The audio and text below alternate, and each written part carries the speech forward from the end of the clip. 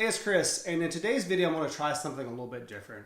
I've compiled the top 10 questions I received both in person and on my YouTube channel when it comes to the Peloton bike. That's what I'm going to talk about in today's video. So the first question that I get the most is, how much does this thing cost? So it's $2,245. That includes the bike and delivery and a 1-year warranty on the bike. Now that's a lot of money to really pay just for the hardware, and you still have that $39 subscription fee. So through Affirm, you can get it financed for $58 a month for 39 months. So that brings your total just a little bit less than $100 a month. A little more affordable, and when you factor in how much spin classes cost, if you go to actual spin studio, this bike's actually significantly cheaper than doing that. So overall, I've been pretty happy with it. And we ride it enough between me and my wife. Obviously, having a second rider makes it a little more affordable because you're splitting those costs between two people. So the next question I get is, how many calories do I burn whenever I ride on the bike?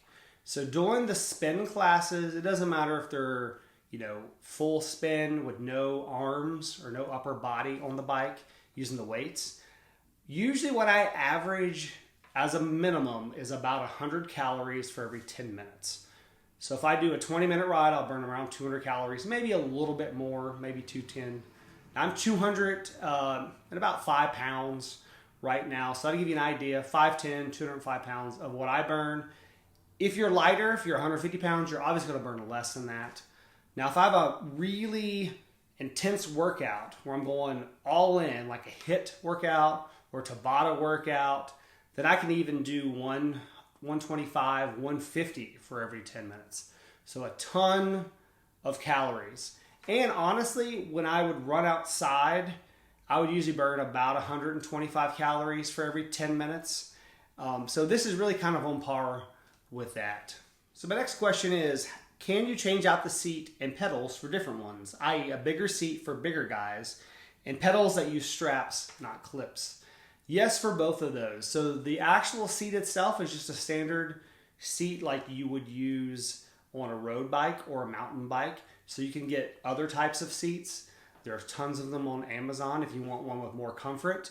If you want one that's a little bit slicker, a little bit slimmer, because you're really into road bikes.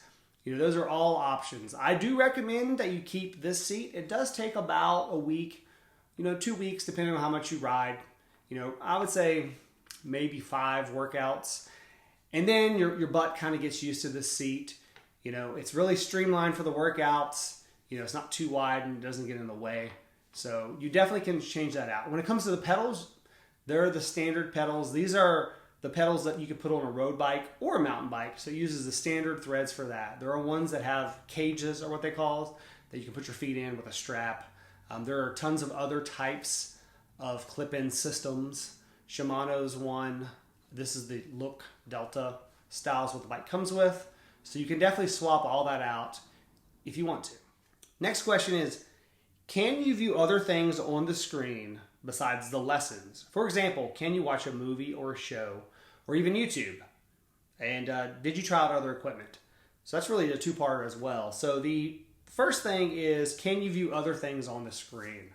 You cannot view YouTube. There's no option for YouTube. The idea behind spin classes is that you're having an instructor who has current modern music or oldies music, stuff that you could get on Spotify that's being played in the background, and it's a guided lesson, and you're getting that kind of synergy between the music, the pedal strokes, all those things together, and the instructor that really gives you that workout. And that's really what spinning is all about. Now, there are a few options that they have added to the bike. One of them that's been on it since I've owned the bike is you have scenic rides. Those are where you'll pedal. It has all your stats down below, and you're going to be riding like through Paris or on some scenic trail. It doesn't speed up as you pedal faster because it's just live action video basically. And as you pedal faster, it doesn't, your stats will change, but the actual screen is not going to change. It's going to be the same speed. So, that's something to kind of mix it up if you want to knock out another 5 or 10 minutes because you want to add, few more calories to your workout without doing a full workout, that's an option. And they have added basically a free ride mode. That is where, it doesn't have anything on the screen except for your stats. So that you can kind of do your own workout. You can set your iPad here if you wanted. That gives you an option to do something like that. Personally, I just stick with the workouts from the instructor because that's where I get all my motivation from, is the cool music, the instructors, their personalities. So you're not going to be watching YouTube, unfortunately, on the Peloton while you ride, unless you're putting your iPad on the bars. Next question. Can I use this in an apartment on the 3rd floor? Like, is it loud? So it is extremely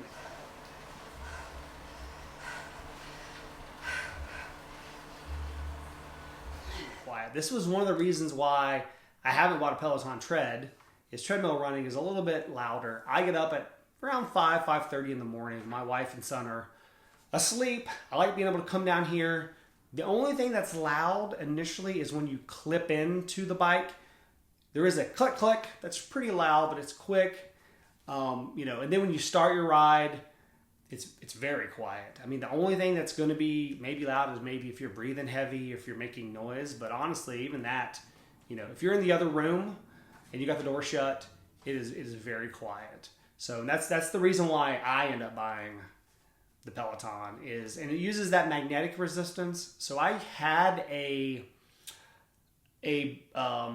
cheaper spin bike, and it uses like friction on the wheel. It's got like a pad that goes on it, and as you pedal and you crank down on your resistance, it would just push that pad harder on the pedal or on the wheel, and that would start to squeak. It would make noise. So this uses magnetic resistance, so it's extremely quiet. And if you're trying to work out while you have someone sleeping, or you just want to be quiet, or you're in an apartment, then this is definitely the way to go.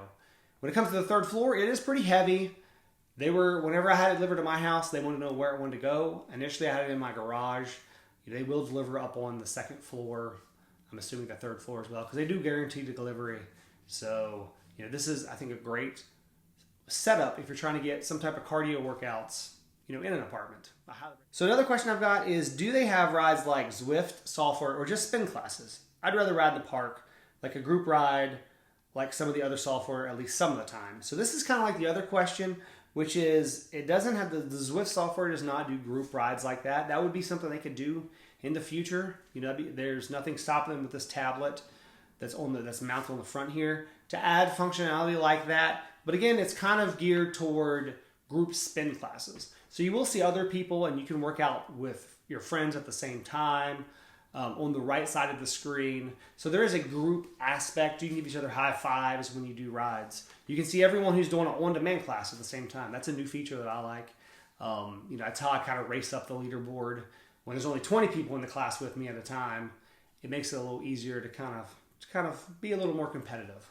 So unfortunately, there's not a riding through the park, except, like I mentioned earlier, those rides that that are kind of like full motion video through trails and stuff. But you're not going to see other people who are currently riding right then. If my wife and I have it, can we each have our own account so our data is tracked separate? So this is really, if you and your wife are going to own this bike, or you have other people who want to ride it and you can share this bike, you can have multiple accounts on this bike where you have your own data, your own email login, and you can actually be friends with those people so you could see how they're doing. That's what my wife and I have. We have our own accounts. So that's why it kind of splits the cost of the bike, between the two of us. So that's something to think about. You definitely can have multiple riders with multiple email accounts. The way you'll set those accounts up are when you first sign into the bike, you'll create your account if you don't have one. And then there's an option to add riders on the bike. And you can add a rider, they'll create an account, and then they can use not only the Peloton bike, but they'll also be able to use the Peloton digital on the iPad too. So a lot of value there for you are paying a lot for this, but you're also getting a lot in return. Serious question though, what would be the difference between this and a regular street bike? So obviously regular street bike, you're going to be riding on the street. This is going to be inside. A lot of the way you ride and stuff, you're going to be clipping in with some type of cleats. That's the same. The seat that it comes with is kind of like a regular road bike. So it's very similar when it comes to that. So you can get in shape with this. And I plan on, going out and taking my mountain bike out here in the spring and kind of enjoying all this extra fitness that I have kind of done here in the last few months, but actually out on a trail somewhere. So you can transition from one to the other relatively seamlessly. The bike seems like it's moving a lot when he's riding. Is that normal, or is it on carpet maybe? So the bike does kind of move a little bit. See there, that's very light, but you're gonna want a little give there as you're riding. I mean, I'm a 205-ish pound guy going back and forth like this. So it's gonna definitely create some light movement. It is on a padded workout, kind of workout pad. It's a thinner one, so because I don't like the thicker ones. So I do have it on that, so it keeps my floor clean. I can kind of clean up the sweat and all that without getting on our wood floors. So it is going to shake a tiny bit, but it actually kind of feels normal. It's not something that interferes with your workout. So it does move a little bit, but you're going to want kind of a little give, or I'm pretty sure something would break if it didn't have that. So my last one is really a comment as much of a question. It is very good, but try real cycling out in the wind and rain on a bumpy road that has dirty winter roads full of mud mountains, holding an average of over 25 miles per hour in a time trial on courses that aren't that fast. I'm sure you get a lot out of it, but don't forget the real world of fresh air and real riding. Yes, drivers are crazy, but cyclists also cause plenty of trouble. It's not all one-sided. And there are still good roads out there in good countryside. So I agree 100%. Go out there, ride outside. If that's what you want to do that. This is really geared for something a little bit different. It's the ability to wake up in the morning, put on some clothes, and 5 minutes later, hop on the bike and be working out and getting a good kind of like spinner's high, if you will. That you get as the music's playing. I have a cup of coffee before I work out, so the caffeine's kicked in, and I'm just kind of, the pedal strokes are going along with the beat. I've got a lot of energy. I'm awake for the day. So that's really what this is about. Owning a road bike and going and doing that is still an option. I have a mountain bike out in my garage. I'm actually thinking about buying a road bike too, because there's some pretty good trails here in Little Rock, Arkansas. So, it's not one or the other, and that's probably the biggest thing. For some people who don't want to go out and do that, this is a great way to get a spin cycling experience in your house. And that's highly why I recommend the Peloton, is that convenience, ease of workout, and it's just the fact it's right here. And yeah, it's a little expensive, but it's pretty awesome for what you get and what you're paying for. Hopefully you've enjoyed my video.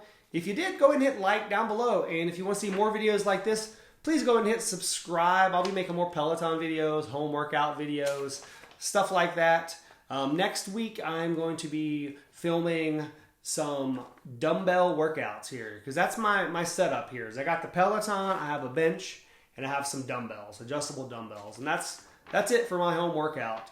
Try to really build some muscle, kind of trim down.